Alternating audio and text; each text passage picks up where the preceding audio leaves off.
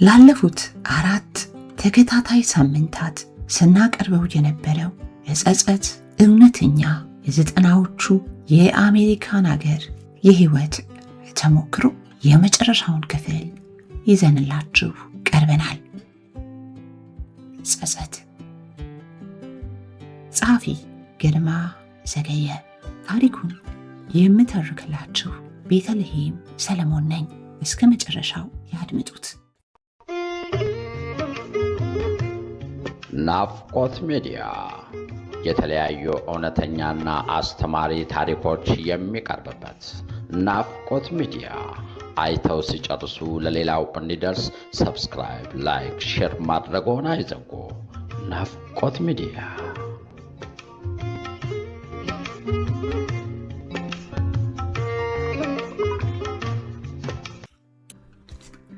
ይልቅ አሁን ሌላ ነገር እንዳይመስላት ቤት ሂድና ማርታን ወደ ስራው አድርሳት፣ ቀሪውን በኋላ እንነጋገራለን አለው ፊቱን ከስክሶ። ደረጀ ወደ ቤት ሊገባ በር ሲከፍት ማርታ ሰዓቱ በመርፈዱ ልትጠራው ልትወጣ ስትል ተገናኙ። ቃላት አልተለዋወጡ። እንደ ተናደደች ገብቶታል። ቶሎ ልብሱን ለባበሰና እየተንደረደረ ወርዶ መኪናውን ማሞቅ ጀመረ። እንዲህ አንተ ሳትታጠብ እንደሆነ የምትወጣው? እየተነፋነፈች ጠየቀችው። ቶሎ አድርሼሽ ተመልሼ እመጣለሁ። በዛው ስራ የምትገባ መስሎኝ እንዴ? ስራ አይረፍድብህም እንዴ? ደውዬ እነግራቸዋለሁ አላት። በጉዟቸው ላይ እንደ ወትሮ ብዙ አላወሩም።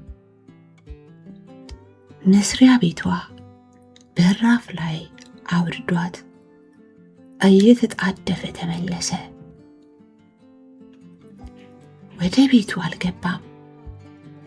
በቀጥታ ያንኳኳው የጥላሁንን በር ነበር። የጀመሩትን ንትርክ ቀጠሉ። እሺ ምን ወሰንክ? አለው ጥላሁን። ለውይይታቸው መክፈቻ እንዲሆን ሆኖ ነበር። አንተ ከተባበርክኝ አንድ ሀሳብ አለኝ። እሺ ልስማዋ። አየህ ማርታን እንደምወዳት አንተም ታውቃለህ። ግን ያው በቃ ግን ምን ሊናገረው የፈለገውን ፈራው።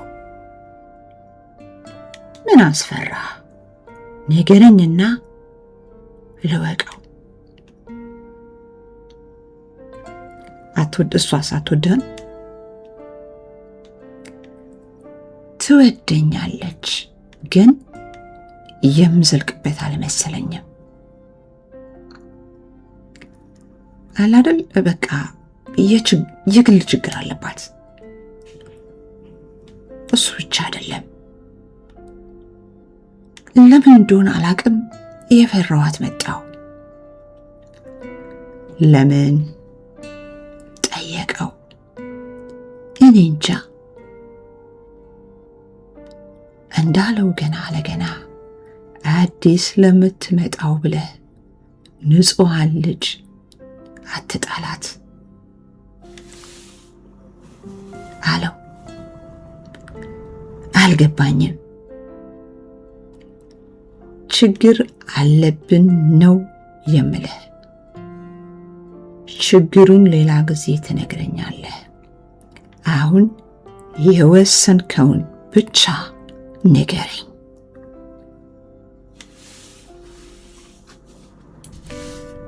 ደረጀ በቅርብ ጓደኛው ፊት ትዝብት ላይ መውደቅ አልፈለገም። ጨንቆታል። በአይምሮ የገነትና የማርታ ምስል እየተመላለሰ ይመጣል። የወረት ልቡ አዲስ ፈላጊ፣ ገላው ወደ ገነት ያደላበታል። ሲፈራ ሲቸር እሺ ልንገርህ አለበረሽሙ ተንፍሶ። ገነት ዛሬ ከጠዋቱ 5 ሰዓት ከለንደን ተነስታ ማታ እዚህ አሜሪካ እንደምትገባ ነግሬሃለሁ። በቅድሚያ አውሮፕላን ማረፊያ ሄደህ የምንቀበላት እኔና አንተ ነን። ለጊዜው ሁኔታዎች እስኪመቻቹ አንተ ጋር ትቀመጣለች። ከዛ በኋላ ያለውን ሁኔታ እኔ ወጣዋለሁ አለው። የጓደኛውን አይኑን በመፍራት ወደ ወለሉ አንገቱን ሰብሮ ጥላሁን የደረጀን መጨረሻ ምን እንደሆነ ለማወቅ አይችልም። አዝማሚያው ገብቶታል። ማርታ ብትጠይቅ ምን ትመልስላታለህ? ያንተ እህት አስመስለን እናስተዋውቃታለን። እንዲህ በግል ቢነጋገሩስ? እንዳይገናኙ ለ1 ሳምንት ያክል መላ መፍጠር ይቻላል።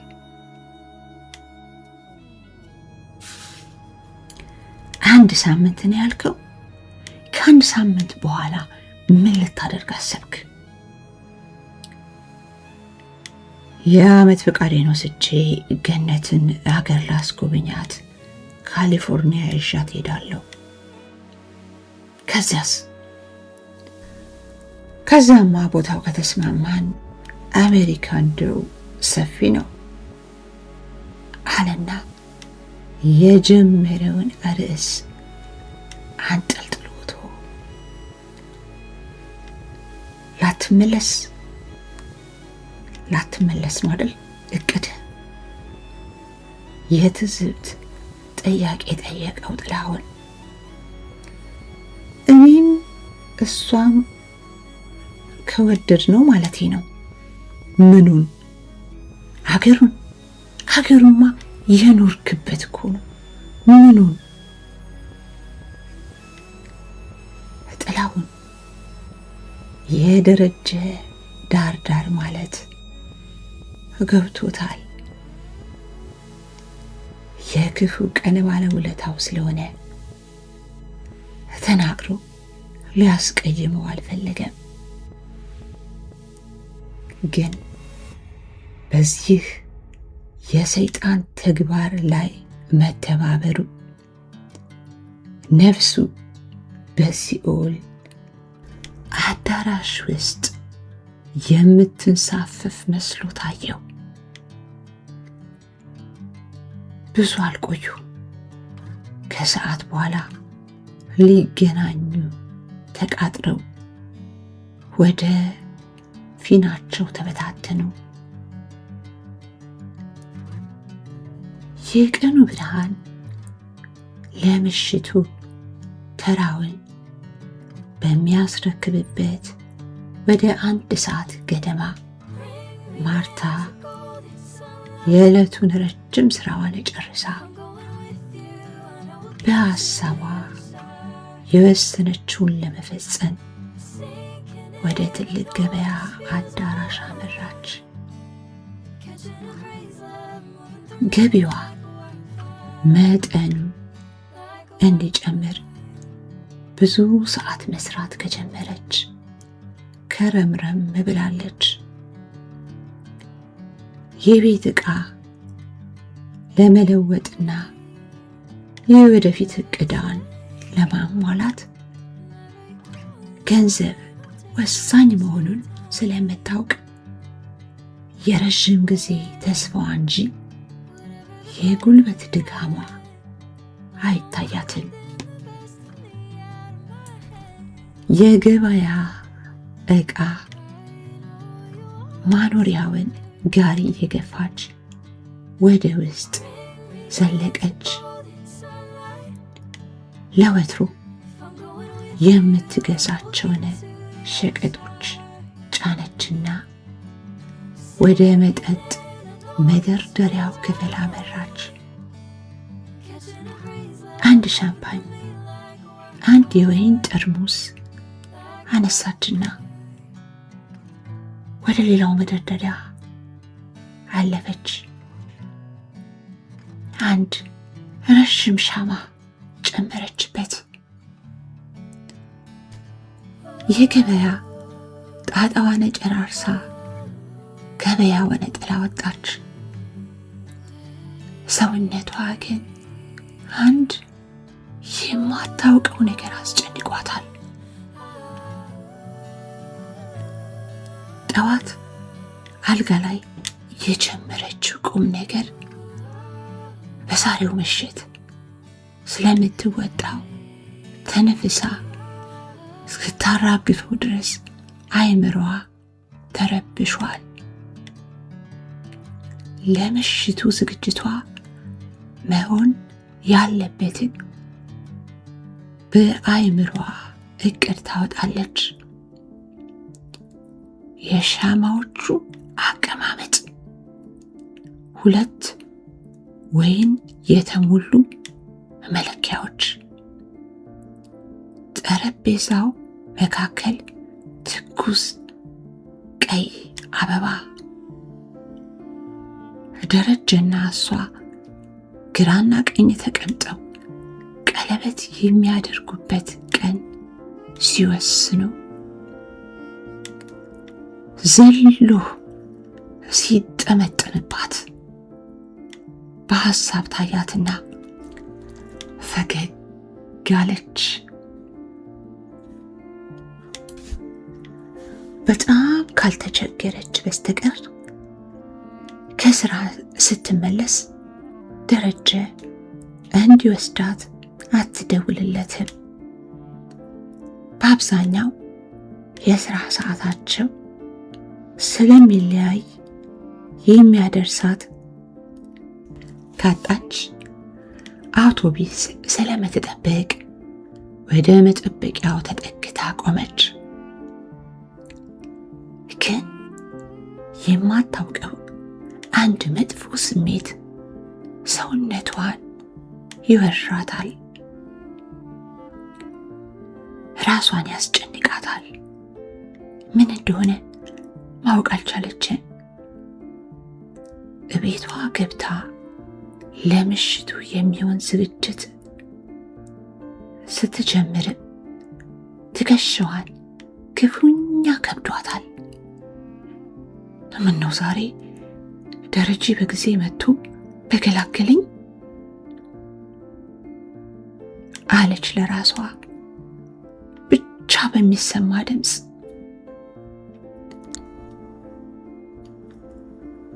ጥላሁንና ደረጀ የተገናኙት ከተቃጠሩበት 1 ሰዓት ዘግይተው ነው። ሲገናኙ ሁለቱም ተደናግጠዋል። ምንም አልተነጋገሩም። የጥላሁንን መኪና አቁመው ሁለቱም በደረጀ አሽከርካሪነት ወደ ዳላስ አውሮፕላን ማረፊያ በረሩ።